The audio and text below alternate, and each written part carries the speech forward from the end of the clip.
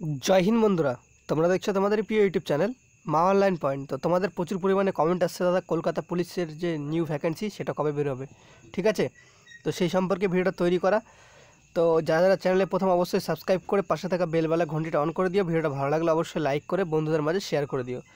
যেমন তোমাদের বলেছিলাম যে ডাব্লিউপি কনস্টেবল প্রিলিমিনারি পরীক্ষা হবে, তারপরেই তোমাদের কলকাতা পুলিশ যে কনস্টেবলের যে নতুন নিয়োগের বিজ্ঞপ্তি সেটা বেরোতে পারে। ঠিক আছে, তো সেটা বেরোবে কিন্তু তোমাদের পুজোর পর। কলকাতা পুলিশ কনস্টেবলের বিজ্ঞপ্তি বেরোচ্ছে, যেখানে তোমাদের পুরুষ এবং মহিলা উভয় পুরুষ কনস্টেবল এবং মহিলা কনস্টেবল উভয় থাকবে। শুধুমাত্র তোমাদের মাধ্যমিক পাশে তোমরা আবেদন করতে পারবে, কোনো রকম পার্সেন্টেজ নেই। তো বিস্তারিত জানার জন্য ভিডিওর ডিসক্রিপশন বক্সে একটা লিঙ্ক আছে, তোমাদের বেতন কত কি, তোমাদের হাইট উচ্চতা কত কি, যোগ্যতা কি, সম্পূর্ণ কিছু সেখানে পেয়ে যাবে। ঠিক আছে, সেই ভিডিওটা অবশ্যই ফলো করো।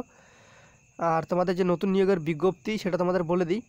তোমাদের ডাব্লিউপি কনস্টেবল যে ডাব্লিউপি পিআরবি রয়েছে তারাই কিন্তু বের করবে তোমাদের নতুন ভ্যাকেন্সিটা, কলকাতা পুলিশ কনস্টেবলেরটা। ওকে, এবার ভ্যাকেন্সিটা বেরোতে পারে কবে দেখো। তোমাদের জানো পুজোর ছুটিতে বর্তমানে বোর্ড কিন্তু বন্ধ রয়েছে, মানে বন্ধ হয়ে যাবে অলরেডি। ঠিক আছে, তো সে কারণে তোমরা জানো তোমাদের অনলাইন আবেদন হলে সেরকমভাবে তো তোমাদের পুজোর মধ্যে অনলাইন আবেদন কখনোই হতে পারে না, তোমরা সেটা জানোই। ঠিক আছে, তোমাদের টেকনিক্যাল প্রবলেম হতে পারে, সেক্ষেত্রে তো সেখানে তখন বন্ধ থাকবে।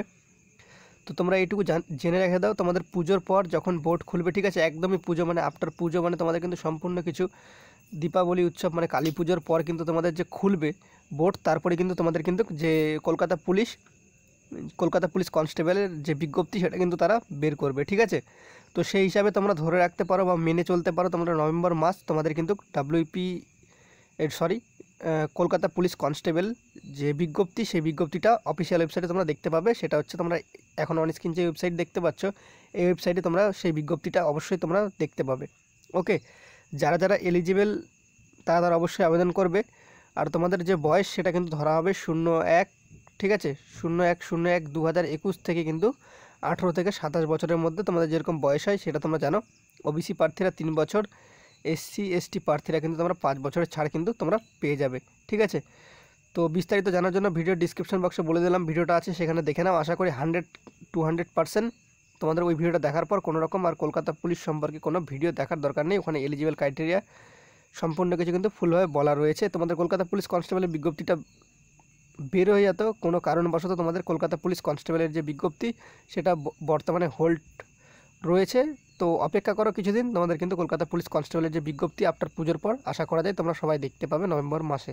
ঠিক আছে, নভেম্বর মাস থেকে তোমরা আবেদন করতে পারবে, ডিসেম্বর মাস পর্যন্ত আবেদন চলবে। প্রায় তোমাদের 30 দিনের মতো আবেদন কিন্তু চলবে। ঠিক আছে, তো তার মধ্যে কিন্তু পুরুষ কনস্টেবল মহিলা কনস্টেবল উভয় থাকবে। যারা যারা ইচ্ছুক প্রার্থী তারা যদি চাও তো অবশ্যই আবেদন করতে পারো। তো তোমরা জানতে চেয়েছিলে, তোমাদের আমি বলে দিলাম।